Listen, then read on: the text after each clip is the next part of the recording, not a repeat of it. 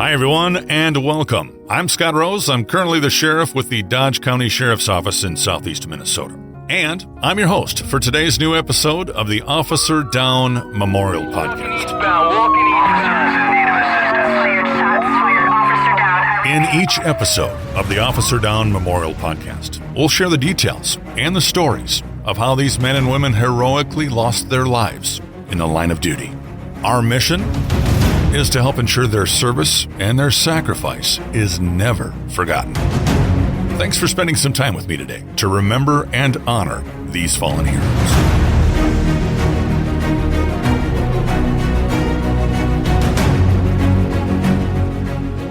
Audie Lynn Fox. Born in October of 1954 to Jeanette and Andrew Fox. He and his wife, Pam, had dated about a year and a half before they got married in a little Lutheran church up in Nashwauk, Minnesota, on June 15th, 1974. Audie was in the Army with Pam's brother when he and Pam met. She was just 17 years old. He'd been stationed in Fort Carson, Colorado. Ronald Reagan had just been sworn in as the 40th President of the United States. I, Ronald Reagan, do solemnly swear that I will faithfully execute the office of President of the United States. That I will faithfully execute the office of President of the United States. And will, to the best of my ability, preserve, protect, and defend. Preserve, protect, and defend. The Constitution of the United States. The Constitution of the United States. So help you God. So help me God. Now, congratulations, sir. Iran released 52 Americans that had been held hostage for 44 days, ending the Iran hostage crisis. Now, day one. Day one of Ronald Reagan's presidency, and day one of freedom for 52 Americans. Though thousands of miles apart, these two historic events moved almost on parallel tracks today. The new president had not been in office an hour when the former hostages became free men and women again. And they are well along now on their trip to West Germany and eventually to home. The Ford Escort replaced Ford's Pinto and would emerge the following year as the best-selling car in America during the upcoming recession.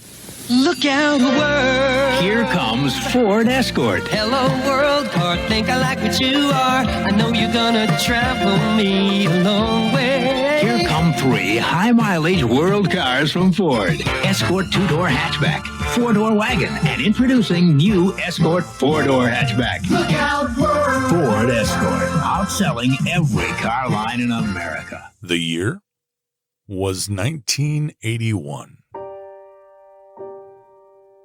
Itasca County, Minnesota. The county is named after Lake Itasca, which is in turn a shortened version of the Latin words Virtus Caput, meaning truth and head, a reference to the lake being the source of the Mississippi River. Itasca County is in the very northern part of the state, and it's the third largest county in Minnesota with nearly 2,929 total square miles. Hilly, heavily wooded, and studded with lakes and ponds. In 1981, Jim Robertshaw was a young deputy sheriff with the Itasca County Sheriff's Office. Over 1,000 lakes, so about one-third of this 3,000 square miles is underwater in one way or another, creek, stream, or lake. And so we have cabins, and people from all over the world own cabins up here. Yeah, I mean, getting to a lake is a matter of about 10-minute drive in any direction from wherever you live in this county. It's really blessed in a way, and it's been a prosperous county since it started with timber and a paper company up here, Land and Paper Company. There were very few deputies to cover an enormous amount of miles of roadway, highways, county roads, and township roads in Itasca County. Itasca County Deputy Sheriff Tom Peltier explained that the deputies there did everything. Most of our job back then, I mean, I was in that area by myself, and often he would back me up, or I would back him up, or other deputies. There was Wally Hirschback, Car 4. He was from Coleraine, and whoever was working, we used each other as a backup. But it was one of those situations. It's not like being in the cities. It's not where you have three cars are going to show up within 2 minutes. You had to have ability to handle a situation for a period of time until you got help. There was also a handful of small police departments. The law enforcement community was pretty small back then, and they covered 1,350 miles of roadway. Back then, just over 43,000 people called Itasca County home. There are 16 cities in the county. The largest is Grand Rapids, the county seat, with just over 11,000 people. In addition to the 16 cities, there are 28 unincorporated communities, including one called Pengilly. Pengilly is located in the eastern part of Itasca County, about 178 miles north of the Twin Cities. The community lies in the Iron Range at the northern end of Swan Lake, and it's currently home to around 270 people. Throughout their marriage, they bounced around from place to place, living with parents, with relatives, in an RV, back and forth between Colorado, Minnesota, and a few other places. Pam's first memory of Audie beating her up was in 1975. He went from talking nice to her and hugging her to getting mad, and in her words, he started pounding on her. She said his mother just stood there and watched him do it until finally one blow from Audie knocked the wind out of Pam, and his mom finally intervened and said, "Stop, I'm not going to let you hit her anymore."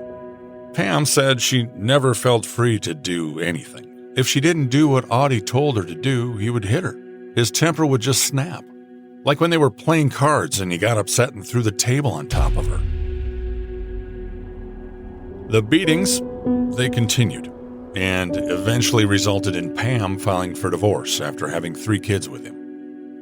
Even after splitting up, the relationship was violent. Pam said Audie had pointed a gun at her head during arguments. She'd been punched, kicked in the ribs, thrown down the stairs, and threatened many times. Pam said he had a bad, quick temper and truly believed there was nothing wrong with beating her up. At one point, after they split up, she even asked him if he'd ever beaten up this other girl, Debbie. Audie told her, "No, I didn't love her." Audie had met this gal named Debbie Shaw, and he'd known her for about 2 years, started seeing her while he was still married to Pam. She was another reason why Pam filed for divorce. Audie and Debbie had recently broken up, and Debbie had moved back east. Audie had been living back in Colorado. He contacted Debbie, and he said he wanted to come back to Minnesota. Audie wanted to come back and get his kids. He'd left home in Colorado because police were looking for him. There were warrants filed in Minnesota for his arrest. Audie was on the run again. While it's unclear in the reports as to why, Audie's 2-year-old daughter, Chrissy, had been with him in Colorado. Audie was struggling with money. He was struggling to feed himself and feed his daughter, Chrissy. He was having problems with his car, so he said he couldn't go to work, and he didn't like living alone. And he said he was at a breaking point, was now wanted, he was on the run, and yet somehow he talked Debbie into coming back to Minnesota with him. Itasca County Deputy Sheriff Pat Maduri. Audie was known throughout the area on the east side of the county by law enforcement. I don't want to say he was a bad person. I think there's always good in everybody, but he was a bad person in the sense he had many run-ins with the law. Audie Fox was no stranger to law enforcement in Minnesota. He'd been found guilty of 2 counts of felony theft back in August of 1976, and he was sentenced to 2 consecutive terms of 0 to 5 years at St. Cloud State Reform School, and he served a 1.5 years. Itasca County Deputy Robert Lawson had been the investigating deputy on that case. Most recently, Fox had been wanted for the theft of a $5,000 motorcycle. Again, Lawson was the deputy investigating. Fox was also wanted in the Twin Cities for theft, assault with a gun, and possession of stolen property. In statements to authorities, Debbie claimed that Audie hadn't been using any drugs or alcohol. She said she, Audie, and Chrissy arrived at his parents' home in Pengilly at around 5 a.m. on Wednesday the 28th. Debbie said Audie used a screwdriver to pry open the door to his parents' house.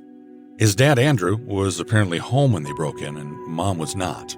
Debbie said they went straight down to the basement and Audie started loading the guns down there.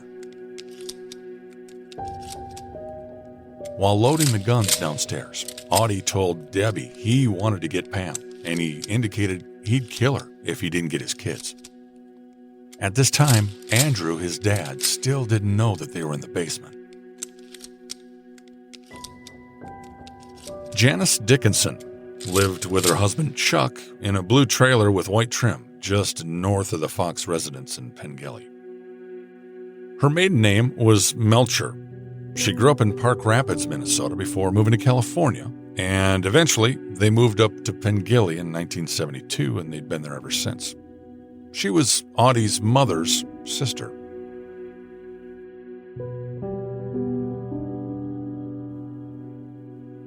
Janice said she got her first call at around 5:30 a.m. from a Helen Patello, which is Audie's grandmother, asking Janice to go over to the Fox residence and see if Pam was there. She said Audie had been trying to reach Pam. Janice agreed. She didn't know Audie was in her sister's basement making these phone calls. She walked across the street and thought nobody was there. Audie's dad's vehicle was gone, so she just went back home. Later, Audie called Janice himself from the basement, asking her to go get his kids and bring them over to his dad's house, that Audie wanted to talk to them on the phone. Janice, now seeing a light on at the Fox residence, calls over there and tells Audie's dad that Audie called her and wanted her to get his kids over there. Audie's dad, Andrew, said forget about it. Janice went over to the Fox's residence and she called Helen back on their phone and told her Pam wasn't there. Janice told Helen that Audie actually wanted her to bring the kids over to Andrew's house. Helen told her she didn't want Tommy over there and she didn't want little Andy over there. Andrew and Janice still had no idea there was anybody else in the house.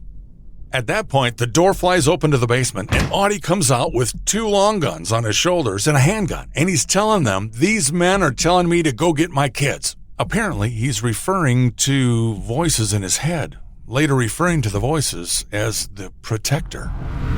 Debbie walked up shortly after him with Audie's daughter, Chrissy. Audie pointed the gun at his dad, upset that he wouldn't go get the kids for him. Then, at gunpoint, Andrew agreed he'd go get the kids. Audie said he'd give him 10 minutes or he'd kill everyone in the house. Unfortunately for these 3 kids, their dad's erratic behavior, their exposure to his violent relationship with their mother, and his being in and out of jail had become their normal. For a few years after the incident, I was part of a group that did Christmas presents for children of incarcerated individuals, and somehow I drew Audie's kids, and I don't mean to flavor with bad seed, because they aren't.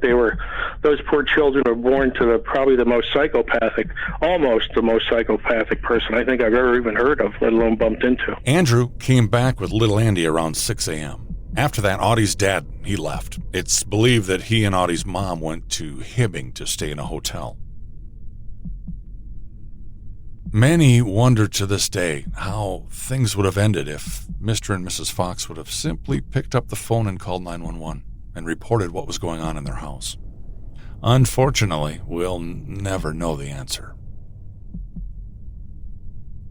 While his dad was gone to get little Andy, Audie had Janice start trying to call around to reach Pam and to get her to come out there to the house. Janice had no idea where Pam was. Janice didn't have a bad heart, which was good considering the stress she was under. She did, however, have diabetes, and a couple hours had gone by and she realized she needed insulin. At some point, Audie let her go back to her trailer to get her insulin, but he warned her that if she told her husband about what was going on, he would kill her kids. She truly believed he would kill her kids, Janan and Scott, if she told anyone Audie was at his parents' house. Her husband was there, and she did tell him Audie was at the house, but didn't say anything about the threats. She said her husband really didn't pay any attention to what she was saying. She figured he probably thought she was babysitting. She then walked back over to the Fox residence. Audie had Aunt Janice trying to contact Pam to convince her to come over to the house. The ruse was that she needed to go over there and get little Andy because his feet were hurting and that he needed to be taken to the doctor. Their story was that Janice couldn't take him to the hospital because she couldn't find the keys to the pickup. But then the story changed, and it was because there was no gas in the pickup. And Janice kept changing her story. And after several phone calls with family members looking for Pam, they finally found her. And Pam told Janice that she'd have to get Beefy to bring her over to the Fox residence because Pam wasn't going to go there on her own. Pam said she wouldn't be able to reach Beefy until later in the afternoon, and she told Janice she was really scared. She felt like it was a trap. Pam was convinced that Audie may be in the area. She just had a feeling that something was wrong, and she wouldn't go over without Beefy. Robert Lawson was a Itasca County Sheriff's deputy, and up there, everyone referred to him as Beefy. Apparently, up on the Iron Range, everyone went by nicknames back then. You know, it was his nickname. When we first moved up here in 78, you could open a phone book for east of Grand Rapids. It's the beginning of the Iron Range, okay? If you ever heard of it, the Iron Range begins just east of Grand Rapids. People's names were in the phone books by their nicknames. There was Slimmy Trombley. There was Beefy Lawson. It was a different world. It really, but everybody had a nickname if you're from, say, Taconite eastward towards Calumet, Pengilly, on up towards Hibbing, Virginia. Everybody had a nickname. I don't know anybody who was called by their real name. While the origin of Beefy's nickname is still unclear, what is clear is how loved and respected Beefy was in this community. Beefy was a mentor to many. You know, Beefy was a mentor for me. Worked a couple of cases together as a young deputy. Gave me some guidance. Not being directly involved in the investigation, as I said, I was on a peripheral. I sat at a point during the standoff and that. But Beefy was a guy that he had a great way about himself, and he solved a lot of crime. He always had the belief, and something he shared with me, Pat, you want respect? You treat people with respect. No matter how bad of a person they are, you still treat them respectfully, and they'll respect you back. And he always saw the good in somebody. And he dedicated a lot of his time to youth, troubled youth. He always tried to get him on the right side. Tom Peltier was another deputy who worked for Itasca County back in those days. He was the most unbelievable man I've ever met. I could tell you. I mean, we were really close, and we were like partners since the time I started. He helped train me, and we were working on the case together in Pengilly at that time. Beefy was born in 1930 in Taconite, a small mining community of around 300 people in the Minnesota Iron Range area of Itasca County. He'd lived in Taconite his whole life, other than when he served his country in Korea, and he and his wife Mary Jane raised 3 daughters and 4 sons. His oldest was Bobby. When he was over in Korea, he got TB, tuberculosis, and he came home, and I've got pictures, Scott. I've seen those concentration camps in Germany, and he looked exactly the same. I mean, they didn't think he was going to make it. He went down to, it was called no pemming at that time in Minnesota, and that's where they treated the folks that had TB, and they didn't think he was going to make it. In fact, that's why I was named after him. It was, my dad's name is Robert R. Lawson, and mine was Robert R. Lawson as well, because my mother said they told her that he wasn't gonna make it through this. Having grown up and lived in this community his entire life, he was known and loved by all, and he was very active in the community. He'd been a star hockey player growing up and now was a well-known hockey coach and very involved in many organizations in this community, along with his work with the sheriff's office. If someone needed help, whether it was law enforcement related or not, he was there. He seemed to have a real charisma about him, and so he had so many friends. I mean, there was always people who were coming in and out of our house, and And I can remember as a young kid, I just discussions, it was kind of over my head, but a lot of people came to him for advice, I believe. And I remember when growing up, we were, like I can say, we always, if there was somebody had a need, there was no, what do you guys, to the kids, or he told us this is what we're going to do today. And we would end up going and helping whoever needed help. I don't care if it was building putting shingles on somebody's garage or helping somebody build something or another, that whatever it was, it was just a no-brainer. We were going to do it. And I can remember during Christmas, he had us, my mother and dad, there was a family that was really poor, and there was a child that matched each of our ages. And during the Christmas season, we'd go out there with a present for those unfortunates. I believe the father had been hurt in the mining company accident, and the mother was disabled as well. And they had a dirt floor, and I don't even know if they had electricity, but yeah, I think our communities in those days, to just put it all together, it was a mining company, and most of the people were actually laid off during the mines. During the winter, the only time they could really work was during the months where the water didn't freeze. The rest of the day, Janice and Debbie stayed at the house with Audie, Chrissy, and little Andy. Debbie said that she and Janice sat around with Audie and tried to talk him into just leaving with his daughter Chrissy and his son Andy, and to come back later for his son Tony. Debbie and Janice would spend the night at the Fox residence with Audie and the kids. Audie was fixated on getting his kids and getting Pam. That next morning, they felt they had Audie convinced to leave with the two kids until they got the phone call. They received a phone call and were told Pam was afraid to come over to the house, so she had called Beefy. They were told Beefy was going to come over to get Andy. Audie was furious. Now there was no way he was going to leave. Deputy Tom Peltier was the deputy assigned to the Pengilly area and was very familiar with Audie. I knew Audie well, and I'll tell you what, from 16 on, I knew him, and he was the most spoiled child I'd ever seen. I'm sorry. And the fact that his mother was an elementary teacher and his father was a mine, but you wouldn't think he would be, but he was. I just remember when he's 16 or 17, he ended up with a Corvette. And I thought, what child has a Corvette? And I know a number of times I tried to chase him. He outran me a few times, and then he would leave his car, and then automatically he would call in. Not that stuff. That's the type of guy he was. And then he'd call in and say that his car was stolen. He'd had many run-ins with Audie over the years, even saved his life once. Well, it's 2 o'clock in the morning. I remember this clear, and I'm driving on the North Shore of Swan Lake where he lives, and I'm just patrolling, okay? And across the road runs 2 guys in looks like army gear with rifles, and they run across the road right in the middle of the night into the woods.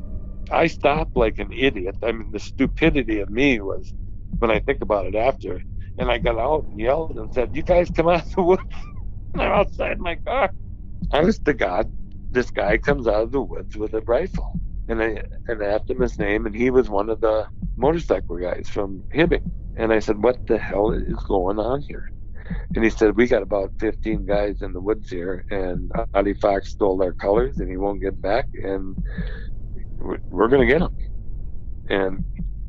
And I said, so I talked to him for a little bit, and I said, "Listen, you guys hold off. Tell those guys in the woods, I don't know where they were." I said, "You hold off. Let me go in there and see if I can't get those." So I drove into the house. Audie was there. And I went into the house and said, what the hell? They're out here and they're going to kill you. And he had his gun. He knew they were out there. And I said, "Give those colors back and we'll get them. Get this." I had to talk him out of it, but I finally got the jacket. And I went out and got it, and all the guys came out of the woods. It was like an army, and I thought to myself, holy crap. And they had communication. And we drove up to Hibbing, honest to God. I sat and had a cup of coffee with 3-4 of these guys, the head guys. And we went to Maggie's Cafe. We sat in there, had a cup of coffee, and left. But I literally saved his life. Because I'm telling you, they're going to get it, and they're going to shoot it out with what they have to or whatever. But Audie was alone at the house at the time. That's the kind of stuff he had going all the time. Tom wished he'd never saved him after what happened later with Beefy, but that was his job. This was 1981. There were no cell phones back then. There weren't even cordless phones back then. The first true cordless phone wouldn't be available to the public for years after this. The phones back then were rotary dial with varied cord lengths, and each time Janice would get on the phone on the main floor to contact someone when they were trying to reach Pam, Audie would be standing in the stairwell of the basement on a long corded phone, listening into her conversations and then often coaching her as to what to say. Janice would be stuck at the Fox residence with Audie, Debbie, and the 2 kids for another night. At some point, Audie told Janice to call Essler's, which is Pam's parents' place. That's where she found Pam. Pam insisted that Janice not tell Audie's mom or anyone else that she was at her parents' place. Audie was listening on the other line, and now he knew. This is when Audie instructed Janice what to say. He quietly told her to tell Pam that little Andy was sick and crying and needed to go to the doctor, and she didn't have a way to get him there. Janice told Pam that his feet hurt really bad and Pam needed to take him to the doctor. Pam, not hearing any crying in the background, was suspicious.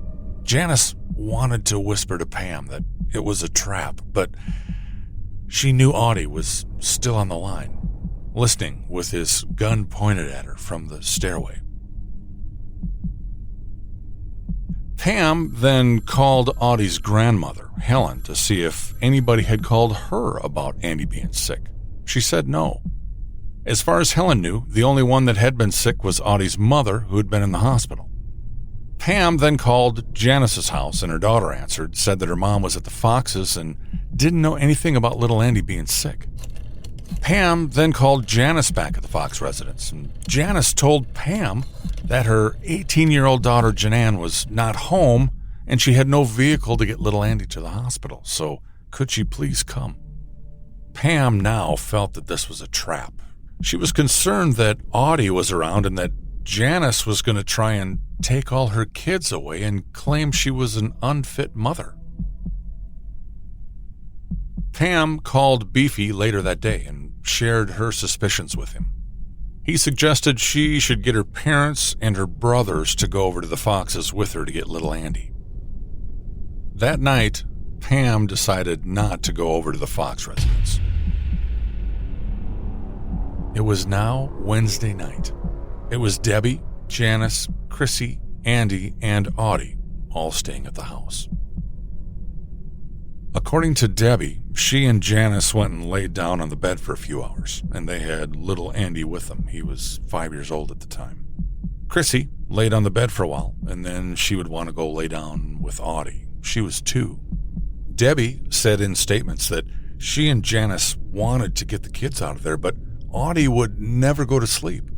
Every time they would get up or move, Audie would ask what they were doing. Audie now wasn't talking much at this point.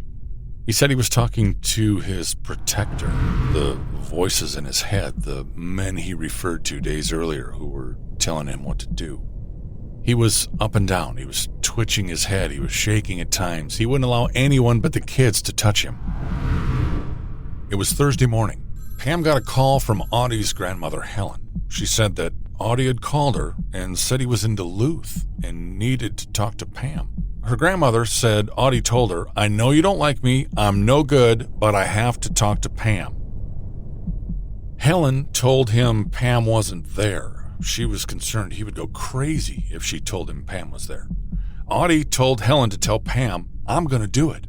Helen said she asked where their daughter Chrissy was. Audie told her he had Chrissy and said he was going to take her with him. But what did that mean? What are you going to do with her? If you don't believe me, I'll give you a phone number. You can call and you can check it out.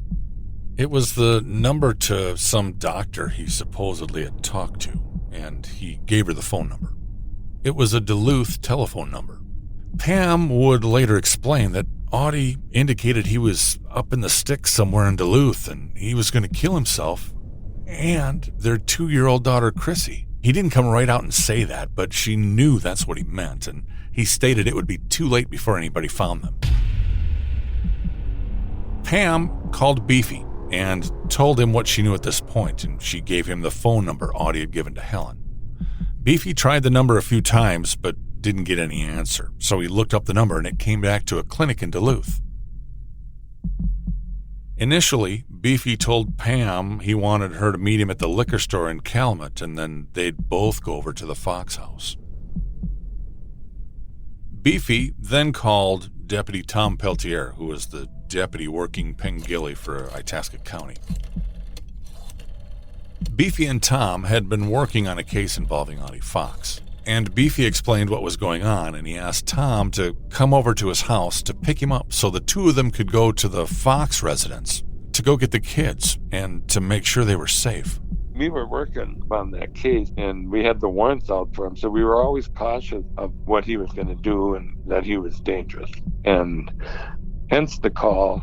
Beefy had received a call that the morning of his death. He had received, at least what he told me, he said he got a call. They said that somebody that was kind of out of control had to see a psychologist there and was on the loose, but his name was Audie Fox. And that's why Beefy called me. He called me in the morning and said, pick me up. He wanted to get the kids to make sure the kids were safe somewhere. And he just, he knew he was dangerous and just wanted to get out of there. So he called me. I couldn't go. He went up to the house to get the kids, and then he walked in, and Audie was already there. Tom wasn't able to help. He was in a suit and was headed out the door to meet Judge Spooner for a job interview and probations. Beefy knew Audie was dangerous and normally wouldn't deal with him alone, but he was worried about the kids. Recently, Beefy had even warned his son Bobby about Audie when Bobby moved to Pengilly. What happened is, again, I lived out, it was in the rural Pengilly area I lived, and probably 3-4 miles from where Audie Fox parents and where he murdered my dad.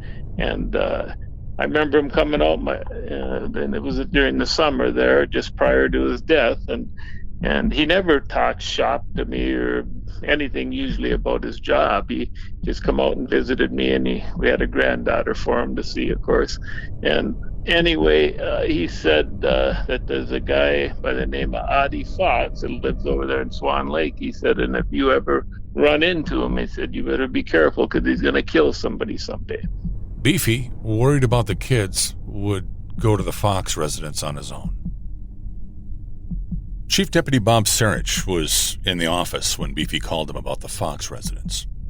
Back then, deputies had to check in with Bob first before they went out on overtime. Beefy said that Pam wanted to pick up her kids over at the Foxes and wanted a deputy to come help her. Beefy told Bob that he was off duty, but he knew the kids personally, and he felt like they would be less scared if he came with Pam to get them. Prior to the sheriff's office cracking down on overtime, the deputies would just respond to a call if needed, and then they would turn in a report and then turn in their time, not contacting the office. What Pam and Beefy didn't know was that Audie wasn't in Duluth. The drive from Beefy's house to the Fox residence was about 10 miles north on Highway 169. When Beefy pulled up to the house, Audie instructed Janice to sit on the kitchen chair with Andy on her lap so she could be seen by Beefy when he walked up to the door. Audie was now racing through the house. He was pulling curtains shut and acting crazy like he was going to kill Pam. He was moving various guns around the house, and he warned Janice, don't try and warn Beefy. He told her, just sit in the chair with little Andy when they come in. Beefy knocked on the door, and Janice opened it. 5-year-old Andy was with Janice in the kitchen, and Audie's girlfriend Debbie was in the other room with his 2-year-old daughter, Chrissy. Janice answered the door, hoping to appear to Beefy that there was something wrong so he wouldn't come inside. She said she was scared to death.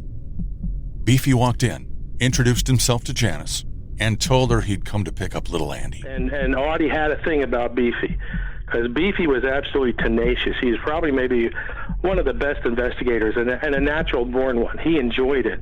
And even at 51, he had the ability to stay awake, for days at a time, it seemed like, till he got what he wanted. The minute Beefy indicated he was there alone to pick up little Andy and was not actually bringing Pam like they had planned, Audie lost his mind. As Beefy walked into the kitchen, Audie came out from behind the door with a .357 revolver pointed at Beefy's back. At gunpoint, Audie ordered Beefy to lie down on the floor, face down inside the kitchen, right in front of the basement door. Beefy refused. Audie told him to get down. Beefy still refused. Audie pulled back the hammer on the .357 revolver. Beefy complied, and he went down to the floor face down. Audie said, "You fucker, you've been riding me for 16 years. Audie told Beefy that ever since the 6th grade, Beefy was out to get him, and all the police up here were never fair to him. If Beefy would have just left him alone, he wouldn't have gotten into so much trouble. Audie said that Beefy took everything he ever had by pumping others and scaring them into talking about stuff. He asked Beefy, "What's Pam's number?" Beefy said he didn't know Pam's number and he would have to call the sheriff's office to get it. Audie was enraged that Beefy wouldn't comply, being threatened at gunpoint. "You know, Beefy, I'm crazy, don't you know? You know what I'm gonna do? I'm gonna blow your fucking head off. And then I'm gonna kill my 2 kids and I'm gonna kill myself." "Audie, haven't I helped you? You've got a family. Think of them. Don't do this." Audie told Beefy if he wouldn't call Pam or he wouldn't get Pam over there, he was gonna kill him. Beefy continued to tell Audie he didn't have Pam's number, that he'd been on vacation. He wasn't even working that day, that he'd have to call dispatch to get Pam's number. Beefy had many dealings with Audie and Pam over the years. She trusted him, and Audie knew that. At one point during the yelling, Audie thought Beefy was trying to move his hands toward his gun. Audie instructed Janice to get Beefy's gun, and reluctantly, Janice reached down, removed Beefy's gun from his holster, and she gave it to Audie. "Beefy, don't mess with my head. I'm in no shape right now for you to mess with my head." Audie told Beefy he would count to 3, and if he didn't tell him Pam's number by the count of 3, he was going to shoot him. Debbie took off to the living room with Chrissy. 3, 2, 1. Audie shot Beefy in the back of the head. Audie looked at Janice and said, "Please leave, Janice." Janice ran out of the house and wanted to take Beefy's car. Audie told her no. Debbie later indicated to police that she knew Beefy was dead instantly, that he never moved after the shot. She said Audie went back to the bedroom where she was with Chrissy and he said, "I don't know what happened. I tried to tell him, but he wouldn't listen to me. I just lost it. I flipped. The next thing I know, the gun went off." Audie told Debbie, "You gotta get out of here before I hurt you." Debbie said, "Oh my God, Audie." He told her again, "Get out." Then Debbie came running out of the house, fell as she ran out because she was absolutely hysterical. Janice took off running toward Karen Johnson's house, which was just down the street. Janice tried to get Debbie to go with her, but Debbie was so distraught she fell to the yard and was crying. They were both hysterical. Now Karen Johnson was hysterical too. She had a heart condition, and Karen called her husband Perry. Perry then called the sheriff and then called Janice's daughter Janan while Karen got Janice out of the house. Karen drove Janice to the Union 76 gas station in Pengilly. At the gas station, they called an ambulance to check on Janice. They evaluated her and then allowed her daughter Janan, who responded as well, to transport Janice to the hospital. Karen was calling frantically to reach her husband Chuck to keep him in the house. When law enforcement started arriving after the shooting was reported, the sheriff's office dispatch got on the phone with Audie. They started a dialogue with him. The dispatcher that day was Gary Mitchell.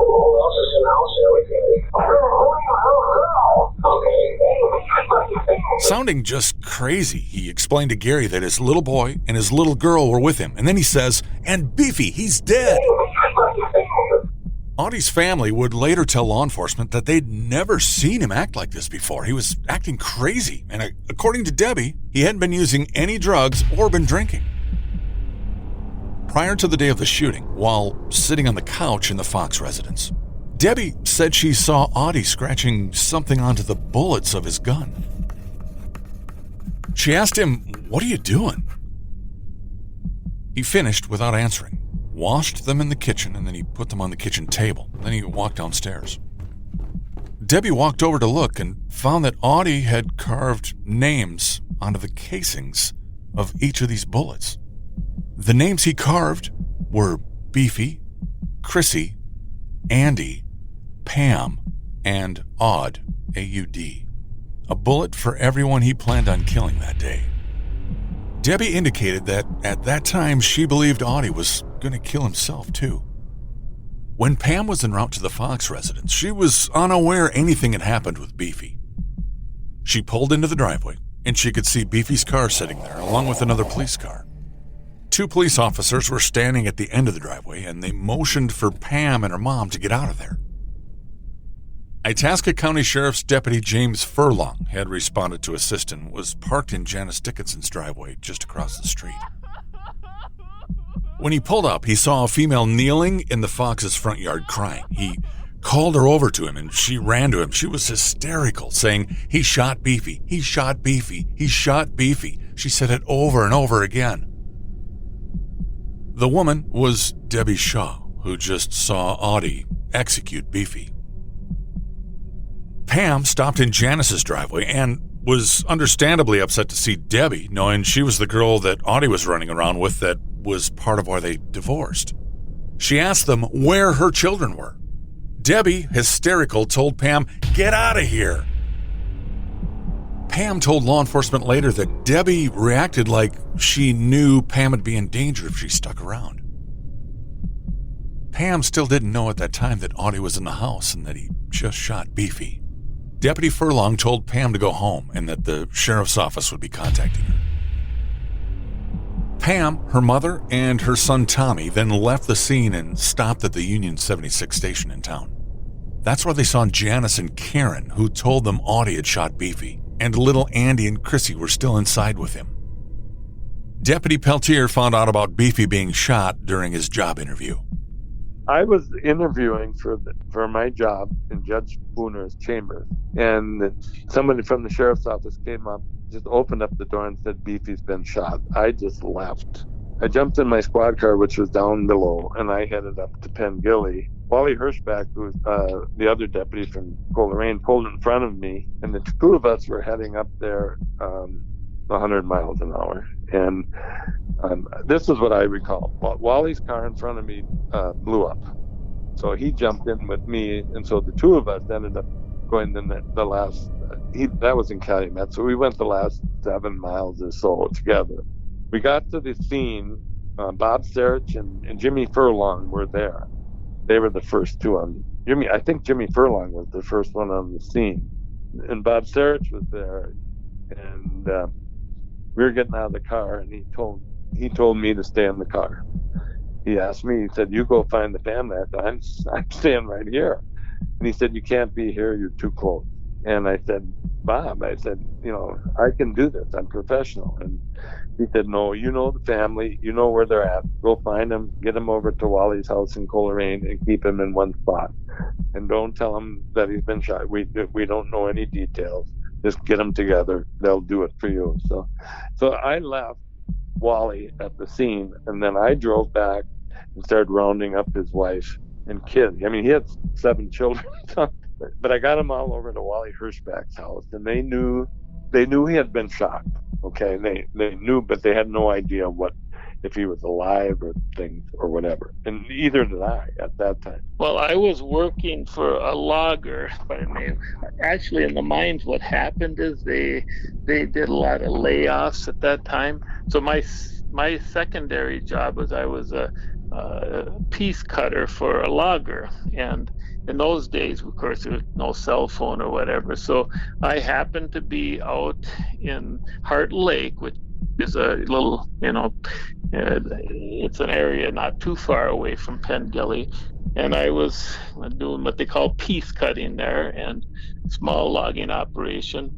I can remember very clearly, I was sitting down for a break, and at that time it wasn't an hourly salary. You got paid for how many cords of wood went into the actual company. So you just so I was sitting there, and it was a bright sunny day. I just remember all of a sudden I felt something just, I don't know what it was, just an unbelievable sensation of, I can't even describe it. And it's never happened to me at any other time in my life.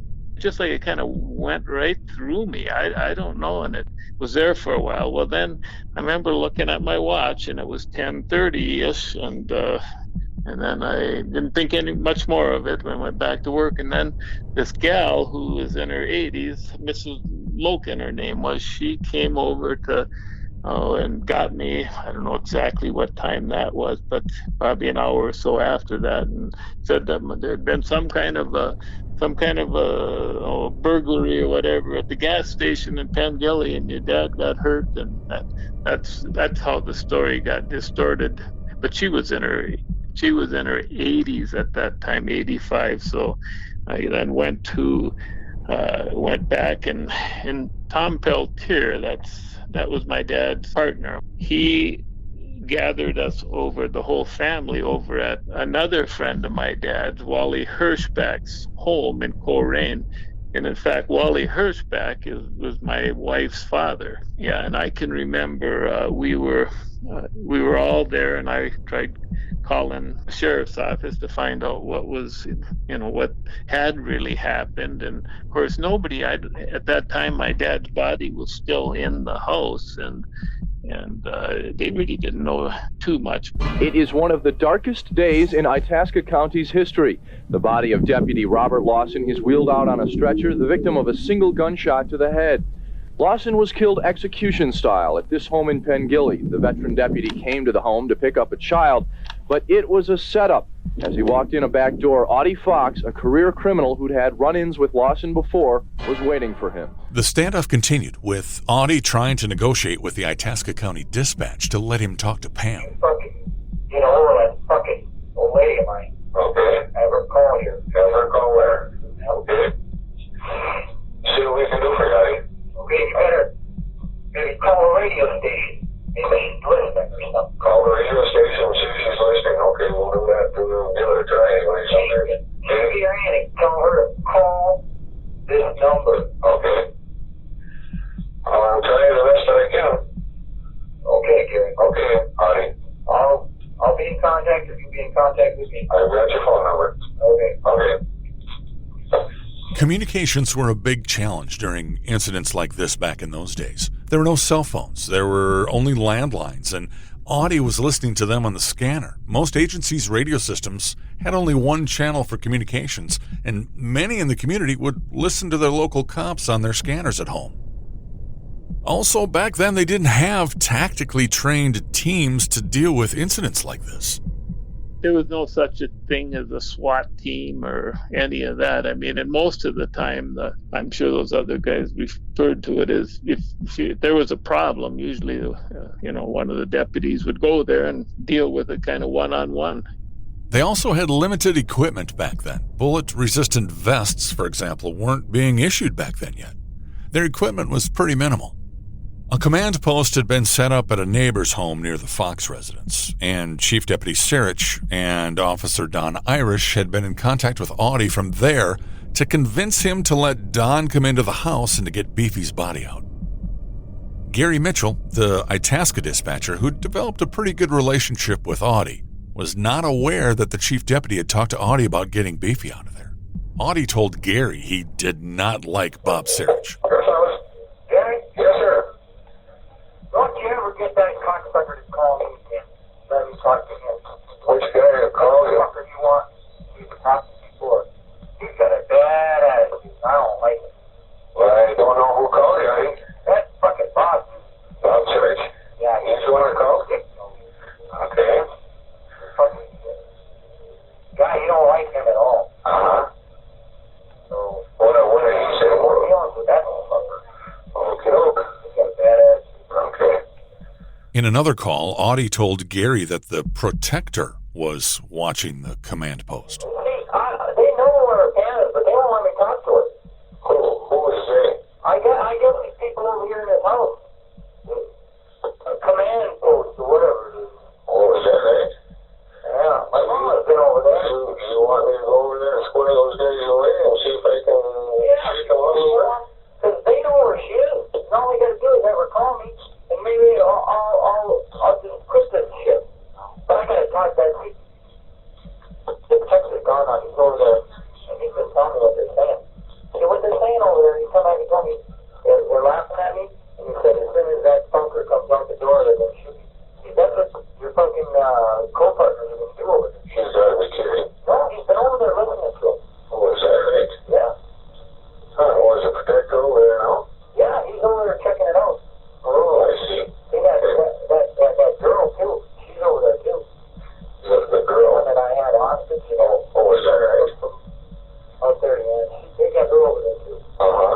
Gary then contacted the command post and was filled in on what they were going to do, and then he called Audie back.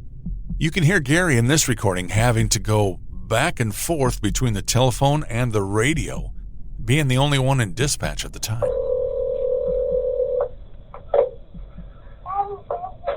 Yeah, tell him that this is Gary. I need to talk to him, please. Oh, I want you to know what's coming down over there, Audie. They're getting everything set up to get the ambulance crew in there. Well, we've got some people that don't have any type of communications.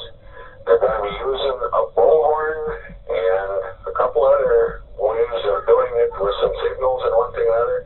They don't want you to get paranoid about what's happening. No. What kind of signal? By waving at each other and things like this. So they don't have any radios. So they want you. No, don't have nobody waving. Okay. I don't know. Okay. Nobody better not be waving because they're be throwing something. No. Okay. All right. Okay. We'll do it that way. Waving. And I'd like to have you stay on the phone and let me know what's going on. So if anything is going wrong over there, we can correct it right away. Okay. I gotta go. My little girl. Waving.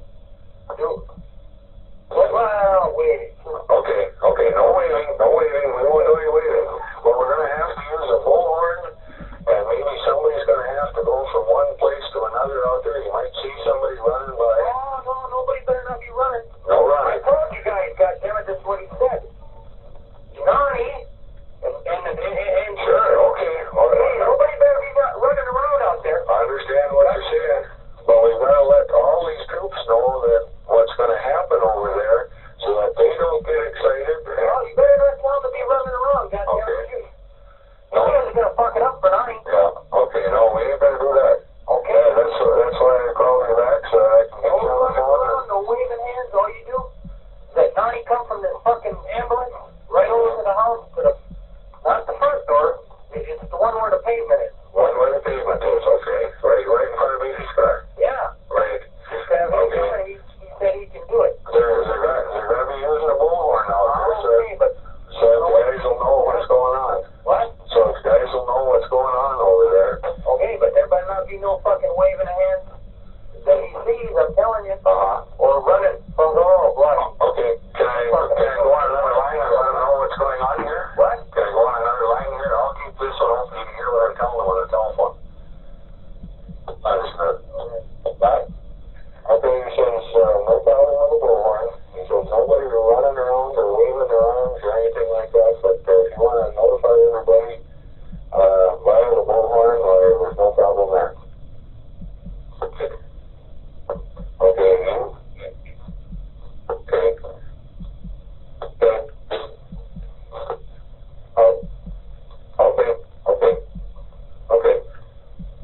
Okay. Okay, it's coming down here very shortly now, so you will be hearing a bullhorn. Okay, no funny shit. Okay. Officer Don Irish had been one of the first officers on scene after Beefy was shot. Don was a part-time officer who was working for the Nashwauk Police Department when the call came out that an officer had been shot. Nashwauk is just about 5 miles north of Pengilly on Highway 169. Don was on the perimeter for several hours before being told by Deputy Tom Peltier that he was wanted at the command post. Don and Tom went to the command post and was told by Sheriff Johansson and Chief Deputy Sirich that Audie agreed that he would allow Don to enter the Fox residence and remove Beefy's body.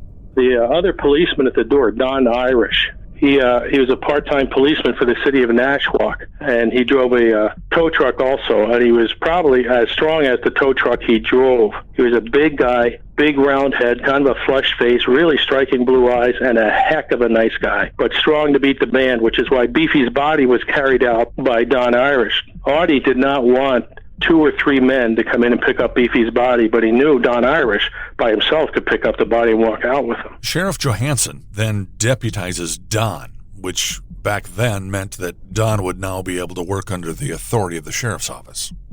According to reports, Chief Deputy Sirich and Irish approached the Fox residence towards the front of the house.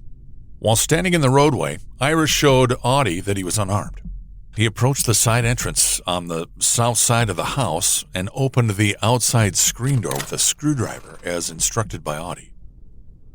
Audie was not satisfied with the way Irish had approached the house, so when Irish tried to enter the house, Audie ordered him to return to the roadway and to show him again that he was unarmed. Audie told him to walk directly across the front lawn and walk up the front steps and stay there. Don said he stood there for about 60 seconds.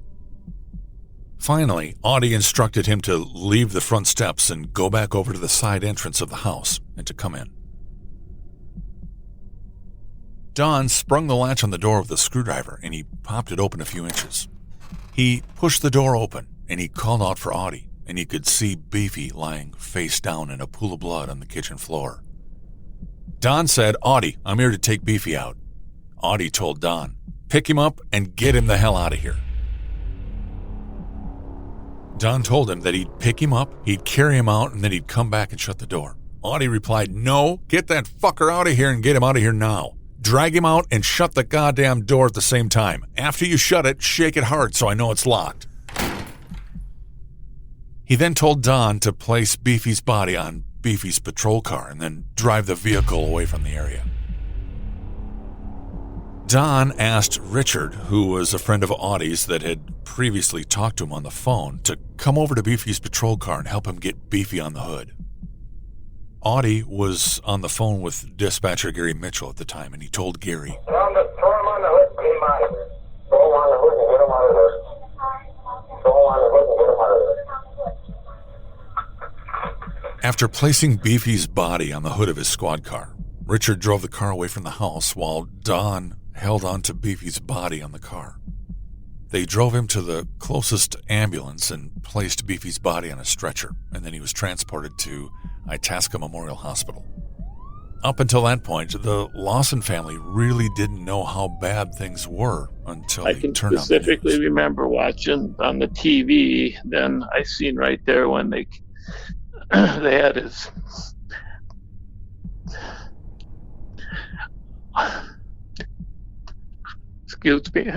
trunk of the car.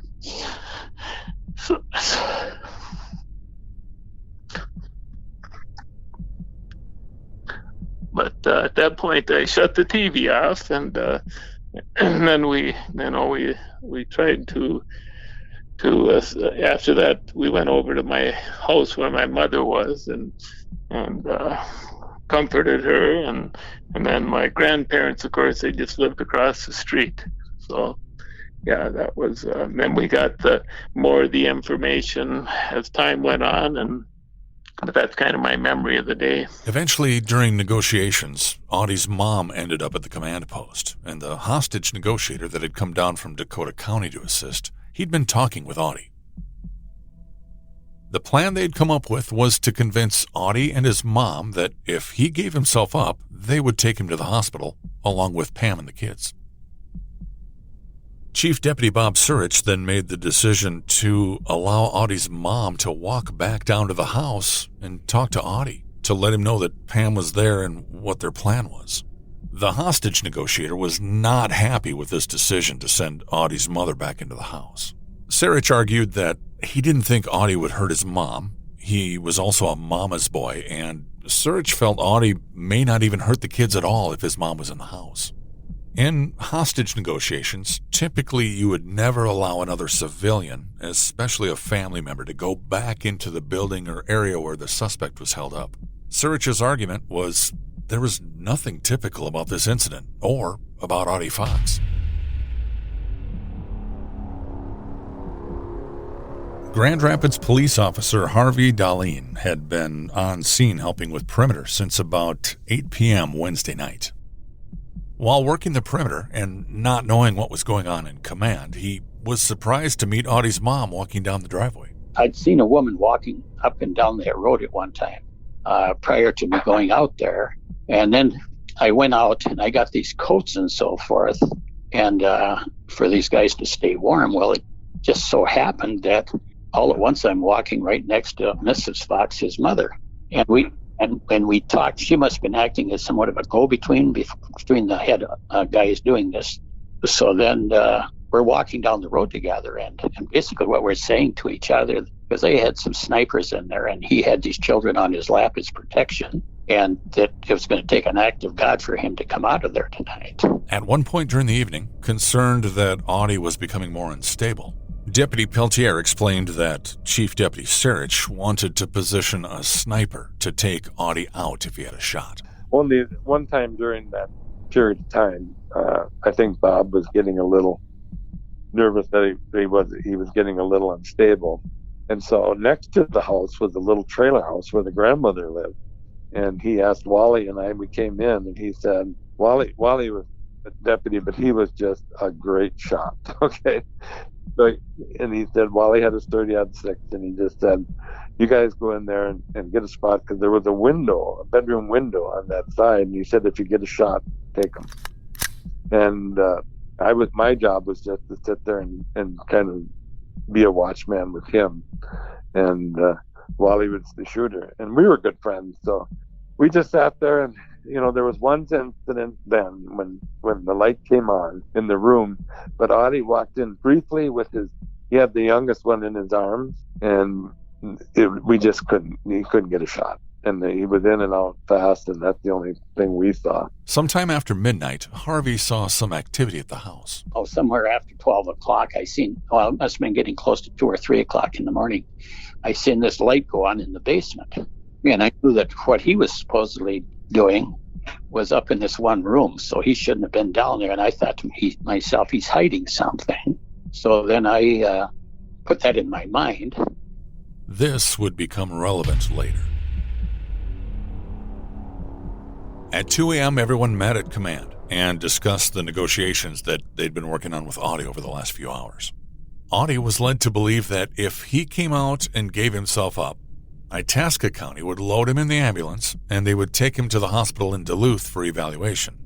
There was also discussion about a custody agreement, all really a ploy just to get Audie to give himself up without hurting anyone else.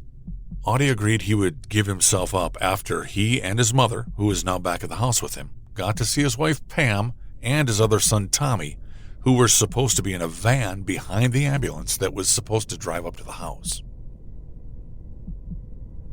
Dispatcher Gary Mitchell was also now in the command center, and Audie's dad and sister were there along with Pam and Tommy. Audie trusted Don Irish, and he agreed to surrender only to him and to Officer Pete Sackerman. After the sheriff deputized Sackerman, as he did earlier with Don, both officers left the command post with Chief Deputy Sarich. Don was driving while Officer Sackerman was in the passenger seat, and Chief Deputy Sarich was positioned near the northeast corner of the Fox residence. When Sarich gave them the go-ahead, Don pulled into the driveway and drove up to the door on the south side of the house. Both officers got out of the ambulance and stood there until the door opened. They could see Audie was standing on the basement stairs, holding a child in each arm like he was using them as shields. When Audie saw that they still had guns on, he started yelling again. Don Irish told Audie, "I trusted you this morning, now you trust us now." Irish and Sackerman then took their guns off and went up to the front door so Audie could see them again. At that time, Audie started yelling again about not seeing Pam, not seeing the van. Pam and Tommy were supposed to be in the van, and he didn't see them out there. The negotiator had an open line to the house, and you could hear Audie argue with his mom and tell his 5-year-old son, little Andy, that he was going to get taken away. Oh, wait for this, goddammit. What's the matter? Come on now. It's coming. Come on, get up here with me. Oh, goddammit. You're fucking around, eh? Don.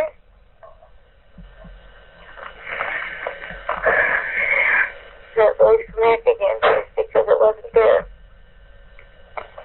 If you'd have seen it come around the corner.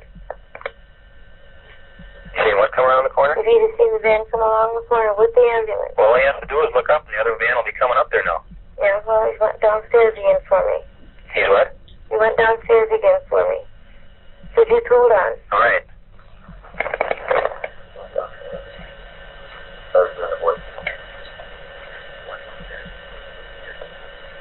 He went downstairs.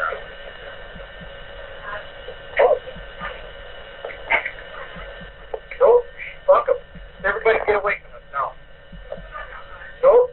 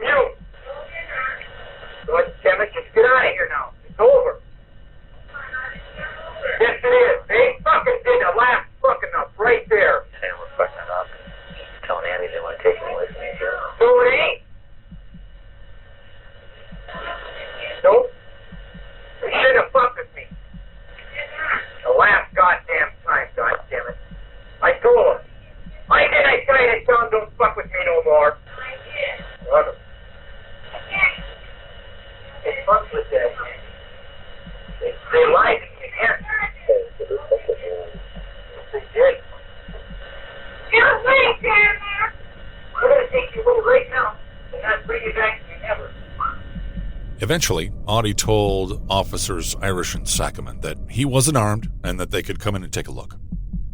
They could see Audie was still standing on the basement stairway holding the two kids.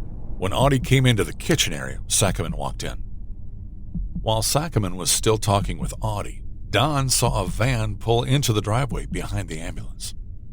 They got a hold of me and said, "You have a van, and we might need that for the kids and everybody to come out in some larger vehicle." And I said, "Well, what do you want me to do with it?" And they said, "Well, drive it down in this one place, maybe 100 feet from the door, and park the thing there." Harvey had used his personal van to drive to the scene to assist. They needed a van to convince Audie that they were keeping to their agreement. So Harvey agreed to drive his van down the driveway and meet Don Irish by the ambulance. Harvey met Chief Deputy Sarich and Don Irish by the ambulance just outside of Audie's view. Sarich asked Don if he thought he could rush Audie and get him without anybody getting hurt. Don, concerned about the steps down the basement and the kids in Audie's arms, said he was concerned about the kids' safety and wasn't sure he could get Audie without the kids getting hurt. Sarich told Don to go back and talk to Audie again, but they were getting frustrated. They weren't getting anywhere with Audie. Audie's mom called the command post again.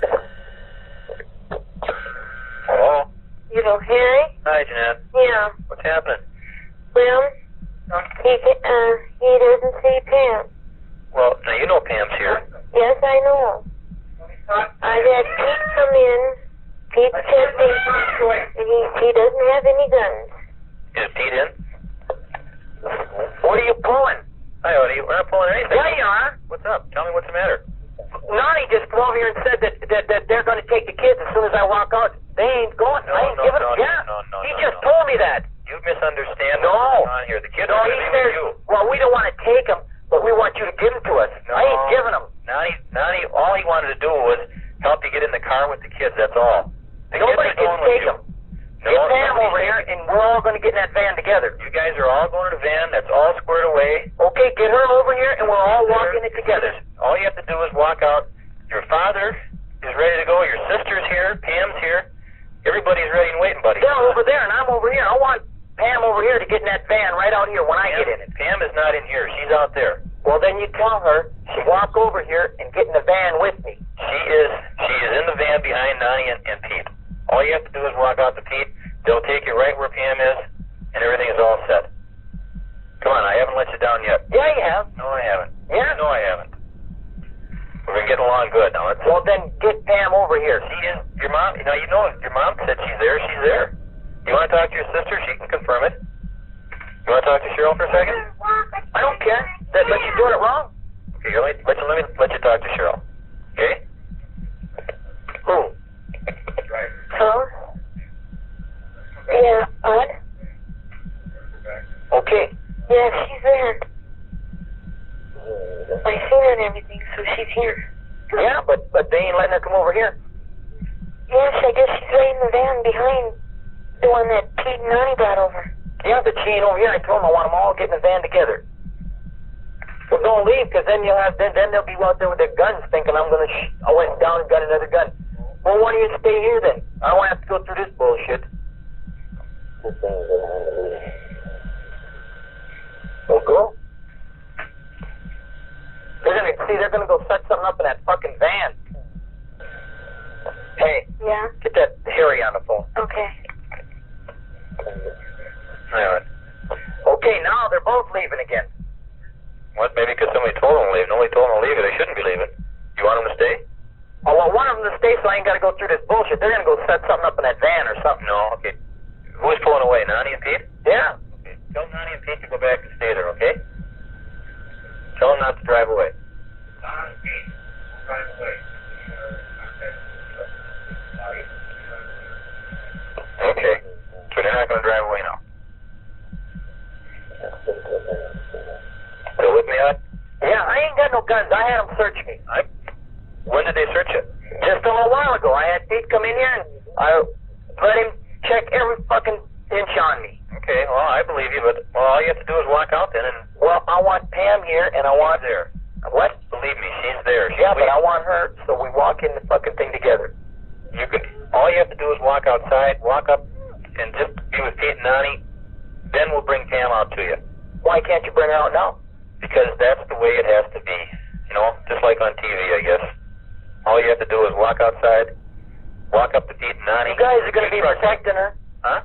You guys are going to be protecting her.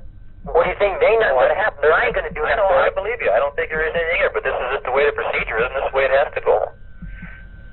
All you got to do is just walk outside. Pete and Nani, you trust those guys, right? Yeah. And you asked for them, and we got them for you. No. Geez, we've done everything you've asked for, Audie. I know, but I want to get in the van with her together. I don't want... You can... See what you're going to do? All right, you're going to put me in one fucking van, and then you're going to fucking take her and let her go where she wants. All right, you want Pete and Nani to put you in the same van that Pam's in, right? Yeah. No problem. That's what's going to happen. It's all worked out. No, they only got one van here, and Pam ain't in it. That's right. All you have to do is walk with Pete. Just go meet Pete and Nani. All they want to do is just get everything cool, so nobody does anything cool. Well, so nobody does anything else. All you have to do then is, and they'll take you right to Pam. Trust me on that. I haven't let you down yet. I'm not gonna. I got my name on that piece of paper just like you do. So I got my neck out just as far.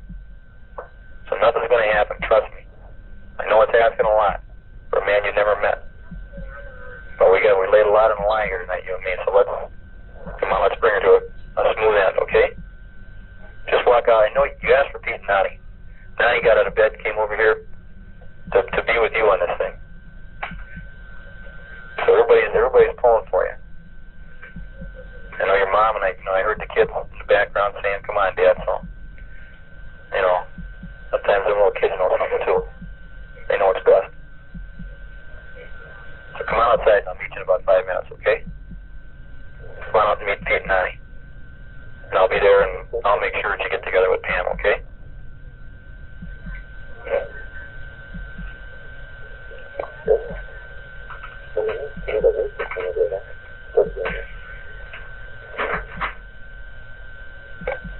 Audie? Hello? Hi, Jen. Yeah. What's the matter now? Well, I got him to the door. Pete's been in. Okay. And checked him thoroughly. Checked the kids. There's no weapons. Okay. Well, why don't you just go out and meet Pete and Nani, and I'll personally see that Pam's there. He wants to see his dad and Cheryl and Sam come walking so we all get in the van together. Where's Pete and Nani now? They're outside. He doesn't want to leave them go. Whereabouts are they outside? They're just standing outside. How far away from you are they?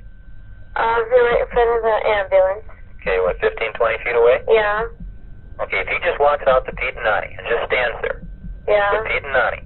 Yeah. I'll bring Pam over towards him, okay? Okay. All right, ask him if that's okay. Will you walk with me out to Pete and Nani, and then he's going to walk Pam up? Then they can get in the car together. When he sees her at the driveway, he'll start walking out. Okay, he's got to be outside first before we can even walk or anywhere near there. Yeah, well... Okay? He'll be right by the doorway. Okay, just have him stand outside with the kids, and then we'll have somebody walk Pam up, start walking Pam up, okay? Oh, that's the radio. That's the radio. It's a walkie-talkie he's been talking on. None of them has got guns. See, he's afraid that if he lets some of these go, that you're going to rig up the van. No, we're not going to do that. Well... We're not going to do that. He's going to be with Pam. He's going to be with his family. And everything is going to be just the way I told you it was.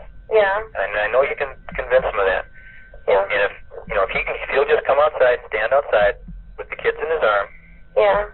Can we stand on the porch? Stand on the porch, and then we'll have somebody, if you want me to walk Pam up? Yeah. All right, then you go. Ask Audie if he wants me to walk Pam up. You're Harry? Yeah. You want Harry to walk Pam up? Yeah, I don't care. Yeah. Want to get in the van together. He wants to get in the van together with him. Okay, well, maybe I should stay on the phone with you. Yeah. And the guy that you met in the car will walk up. The guy with the leather jacket on? Uh-huh. Okay, he'll get Pam. And all you have to do is just stand out on the porch. And... Well, see, I've got to call this doctor and tell him we're on our way, or can you do that? I'll take care of that for you. Do you have his number? No, I don't. Give it to me. It's 722... 722... 8364. 64. And it's Dr. Olson. Okay, as soon as you guys are in the car and everything's all set, then I'll make the call to the doctor. Okay. All right, now, all I want you to do now is just stand on the porch, and we'll walk up with Pam. As we start walking towards each other, or as Dick as Dick starts walking with Pam, you guys start walking out towards Nani and Pete, okay? Okay. All right? Yeah. Give us a couple minutes now. Okay. All right. All right then. All right. Now, if anything comes up, just call me back. Yeah. All right. So,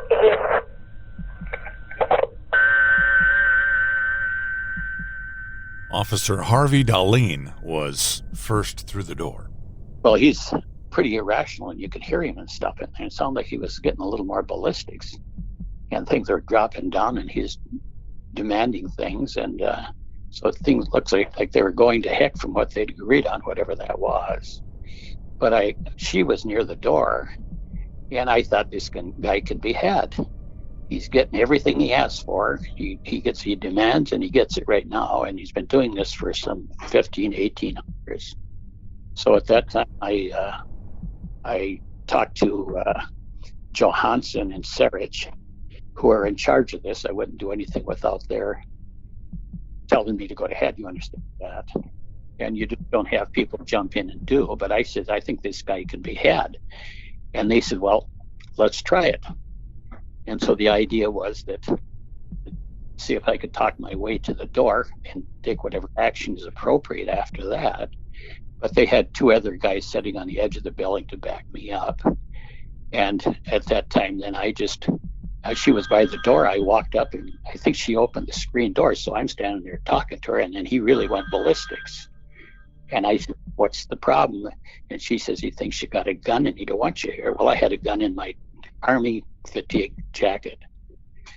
I took that, and I was standing on top of about a 4 foot cement entryway, and inside was just a coagule of blood right inside of the door. I think the stairs went right straight down, and he was sitting to the left about 15 feet in on maybe a lounge chair with kids on his. She was on his right leg and kid was on the left.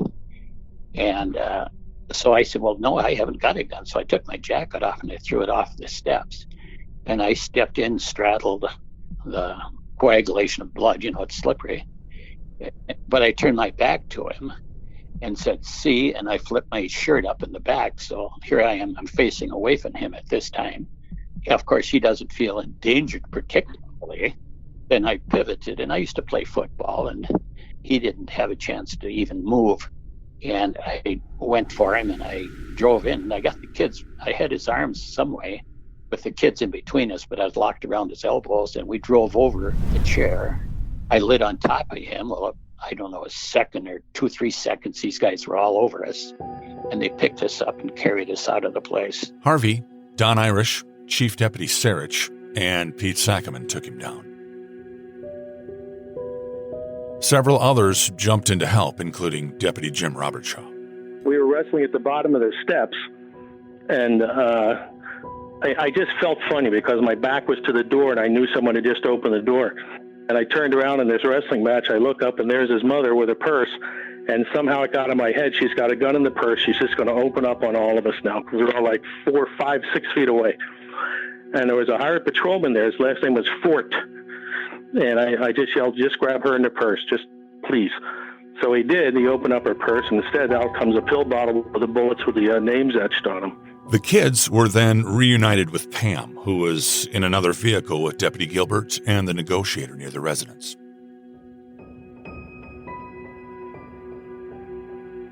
On the following Monday, November 2nd, the Itasca County Sheriff's Office did a search warrant at the Fox residence. This search warrant resulted in the seizure of 35 guns. One handgun, Beefy's service weapon, was found in the sump pump. They were still looking for the gun used to kill Beefy. They also recovered 3,100 rounds of ammunition. Robert Beefy Lawson was 51 years old. He left behind his wife, Mary Jane, 3 daughters, 4 sons, his parents, 2 brothers, and 12 grandchildren. Beefy had been a member of the American Legion, the Disabled American Veterans, the Minnesota Peace Officers Association, the Bovie Moose Lodge, and was president of the Greenway Recreational Board. He was dedicated to his community and to his family. Audie Fox felt my father was a person that stood in between him and society in what he wanted to do to victimize society. So I see Audie not only killing my dad as a father to me, he killed what he stood for, and that was a police officer. He was such a dedicated officer. You can't believe it. Okay? It was his life. It wasn't a job. You know what I'm saying? It's who he was. And so Beefy was such a hard worker. He would go to work, and it wasn't a time clock. It's like if we got on a case, we did a lot of investigating burglaries and that kind of stuff. He would work until the end. I mean, we would go 16 hours at a time. Yeah, and he's just unbelievable. Pat Maduri and I would often be with him for a number of hours, and it was his career, and that's who he was. As a father, one of the things I would say is that he was always there for you when you really needed him. But I do think one of the things growing up, he was always so involved in his job. And I can recall after, when he first started his job, one of the primary things we did as a family is we used to do a lot of deer hunting, and we enjoyed that. He enjoyed it, and also fishing and any of those things. Well, I can remember multiple times that plans were foiled or discontinued because he was still on the job. And part of what happened up here in Itasca County is there wasn't like a time clock. If a deputy had an investigation or whatever, they could continue on, it seemed like, until the case was completed or put in as many hours as they wanted. Beefy was smart, he was intelligent, and he had a go-to, let's get her done attitude. When we were growing up, our whole world rotated around hockey. And my dad actually was very involved in hockey, both as a player and a coach. So that was kind of how it was, that small town we lived in of 300, and it was actually 75 people. They had a senior A hockey team, and they won state championships as well as national championship. Yeah, so that's where my dad kind of got involved. I think he got pretty well known through that, and he really supported and had a connection with kids. And I know there were quite a few kids that he helped to get college scholarships when they graduated from our high school here, Greenway. But he just seemed to be able to take on, like, there was a lot of different people in positions of whether it be the media or college hockey coaches or whatever. He had that ability to connect with them, and it worked well because he set up a lot of kids in that same way. What his family's gone through is unbelievable. I mean, it's just when you talk about victims, there's a lot of them out there. Really affected their lives. You try and get distance from people's tragedies, but the death of Beefy, it just shot home to all of us how permanent murder is. Beefy Lawson's funeral was held Sunday, November 1st, 1981, at St. Joseph's Catholic Church in Taconite, Minnesota. He was buried in Lakeview Cemetery. The funeral was an emotional goodbye to the 51-year-old Lawson. Police officers traveling from around the state to pay their respects, and though Beefy Lawson was laid to rest, no one could rationalize the senseless tragedy. A lot of grown men in tears, a lot of them. That following spring in April, in court in Brainerd, Fox didn't dispute that he killed Lawson, but his attorney maintained that he was mentally ill and incapable of understanding his actions. However, 2 doctors from Duluth, a psychiatrist and a clinical psychologist, said that Fox had personality problems but appeared able to distinguish right from wrong. They testified that Audie's thinking process was clear and he knew the consequences of his actions. This according to a newspaper article in the Duluth News Tribune on Wednesday, April 28th, 1982. Also, according to the paper, Audie Fox allegedly intended to kill his wife by shooting her with a shotgun or hanging her. He planned to leave a suicide note behind, giving reasons why she killed herself. As you can imagine, this was a very difficult trial for everyone, Beefy's family, and for the men and women he served with. He had me go on and get him from the jail, bring him up to the courtroom. Well, I'm sitting with Audie Fox in the elevator by myself. But that was hard. I mean, so I got him upstairs and we got him there. Well, the trial started, and I was outside talking to some other deputy outside of the courtroom at the time. But basically what happened was the county attorney, Bernie Bodine, came out, and he was talking to me about the case and stuff. He was talking about what's going on, and I started crying. And I just lost control of the thing. And Bob Serich the chief deputy, took me in a room, and we sat for a while, but I couldn't stop. I just couldn't stop. I was just out of control. So they sent me over to the clinic, and basically I was having, I don't know if it's a diagnosis, but it's kind of like a nervous breakdown. And so what they did is I left the trial in Brainerd, and they sent me home, but they kept in phone contact with me, and I was on the phone for the whole thing, but I didn't end up testifying. I don't know, my body just couldn't handle it. Audie Lynn Fox was convicted of murder by a jury of 10 women and 2 men on Monday, April 26th, 1982. The judge sentenced Audie to 27 years to life in prison in the Stillwater State Penitentiary. Audie is now known as Minnesota prison inmate 103592. Even while in prison, it didn't take long for Audie Fox's name to come up again in Itasca County. Greg Lease was a deputy for Itasca County back then, and he worked with Beefy.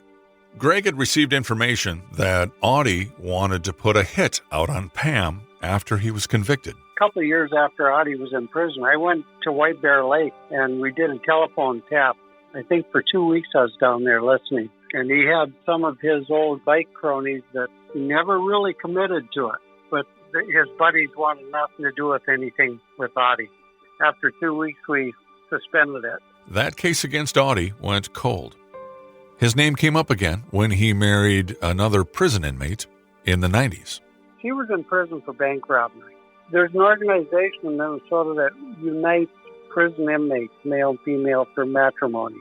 And Audie had never met her. Well, they got married, and when she got released, she headed up to his 20 or 40 acres up in Pengilly. First thing she did was she logged it off, took the proceeds from that, then she sold his prize Corvette. And how we found out about it, I got a call one day. It had to have been the mid-90s or so. Audie had been transferred to many different states for lockup because he was such a hard prisoner. The social worker called me up and identified himself. I think he was out east somewhere, Pennsylvania or someplace out there. And he was all distraught because this poor inmate was in prison and his wife was selling off all his personal goods. And I said, well, who's the prisoner? He said, Audie Fox. I said, well, we do have history. They are legally married. State of Minnesota, what's his is hers. But I will check it out. Well, he couldn't believe that we wouldn't go and stop her and arrest her for something. We thought it was kind of poetic justice.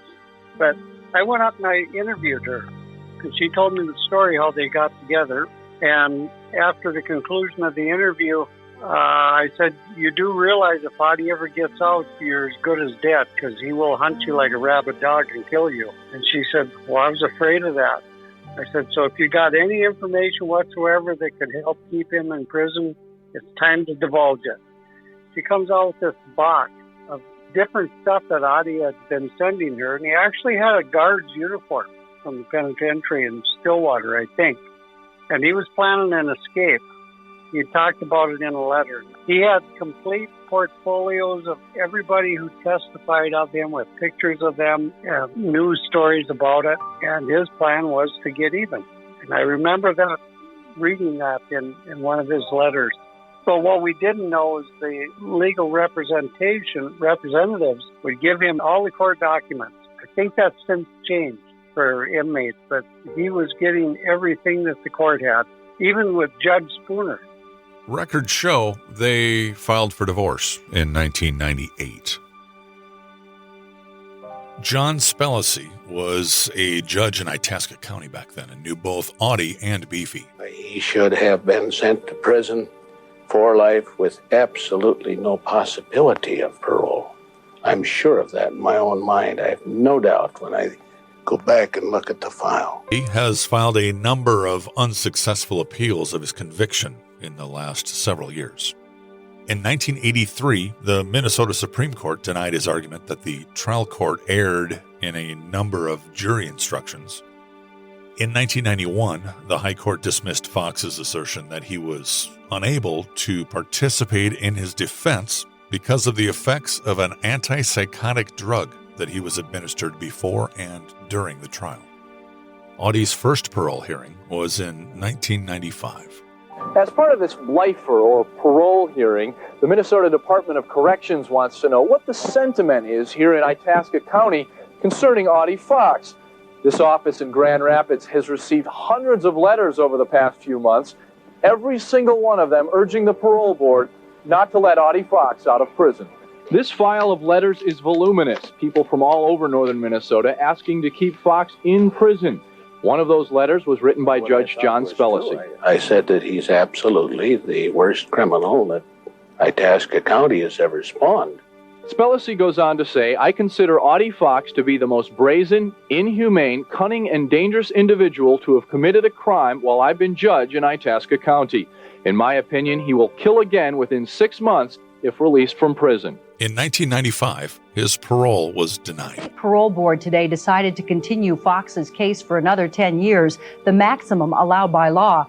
Fox is currently serving a life sentence for the murder of Itasca County Deputy Sheriff Robert Lawson in 1991. Audie would later be denied parole in 2005 and in 2015, in spite of what happened to Robert Beefy Lawson. His strong will and his steadfast dedication to serve has been passed down to the next 2 generations of Lawsons. His oldest son, Bobby, was hired by Chief Deputy Sarich shortly after Audie Fox was convicted, and Bobby served as a respected detention deputy and 911 dispatcher for over 20 years until he retired in 2006. Beefy's youngest son, Todd, served as a police officer in the county for nearly 15 years before retiring in 2020. Beefy also has 2 grandsons serving in law enforcement, one that's a lieutenant with the Oklahoma Highway Patrol, and the other who works in corrections for Itasca County. It takes a special type of person to take on a calling like this. It's a trait that runs deep in the Lawson family. So many struggle with the murder of Beefy Lawson, and they have to go through the emotions every time he's brought up for a parole hearing. His wife struggles with the murder of her husband. His parents struggle with the murder of their son. His 3 daughters and 4 sons struggle with the murder of their father. His grandchildren never got to meet their amazing grandfather because he was murdered. Chief Deputy Sarich still struggles with the fact that he approved the overtime for Beefy to go over there. Deputy Tom Peltier is still haunted with the fact that he didn't go help when Beefy asked him to. What all these folks believe is that with this selfless act, this hero, Beefy Lawson, definitely saved lives that day. In addition to the officers from all these different agencies that responded and spent over 18 hours there trying to save those 2 kids and take Audie into custody.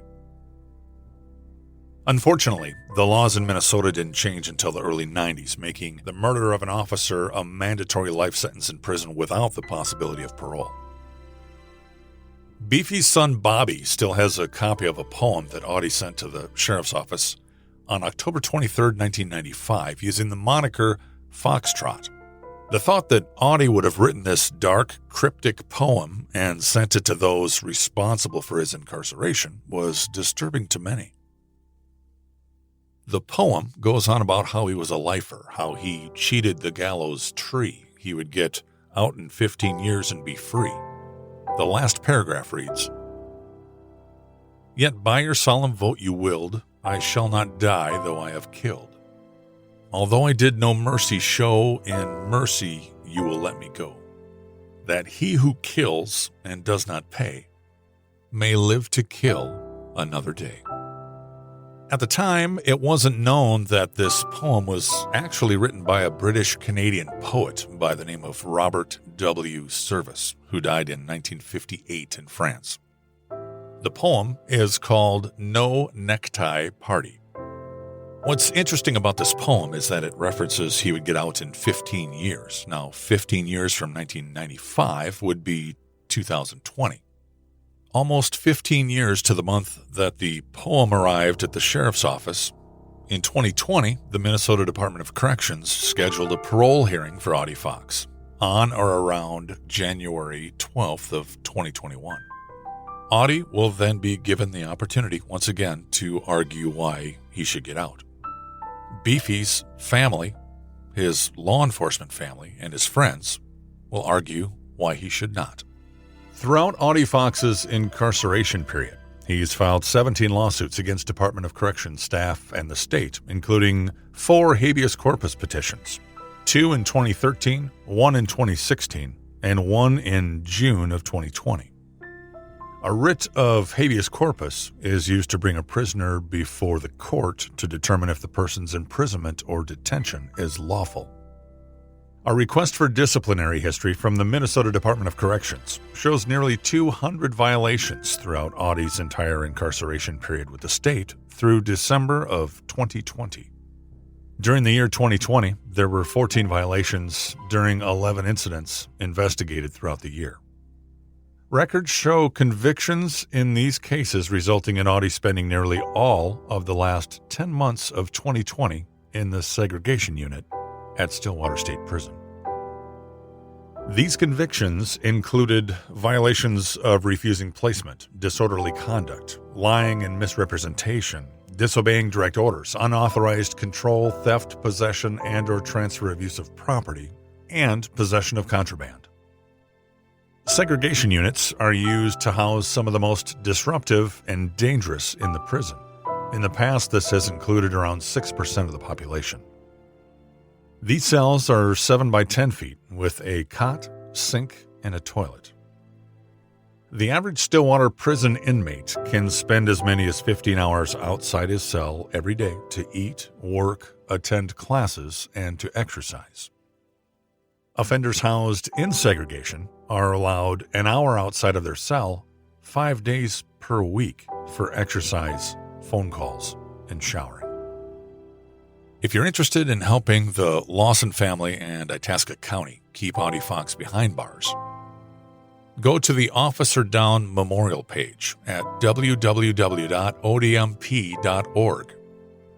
It's a nonprofit organization that's dedicated to honoring America's fallen law enforcement officers.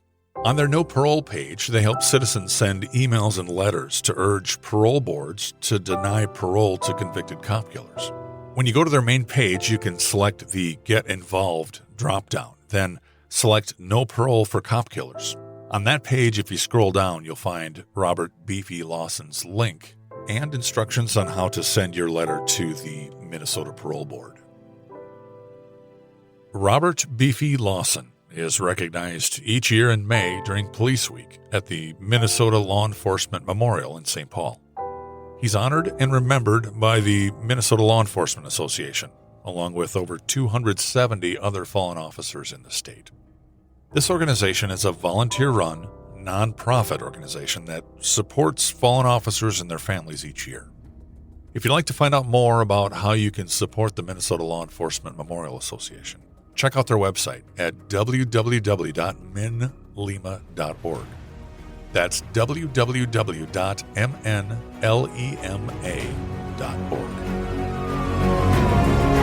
Walking eastbound.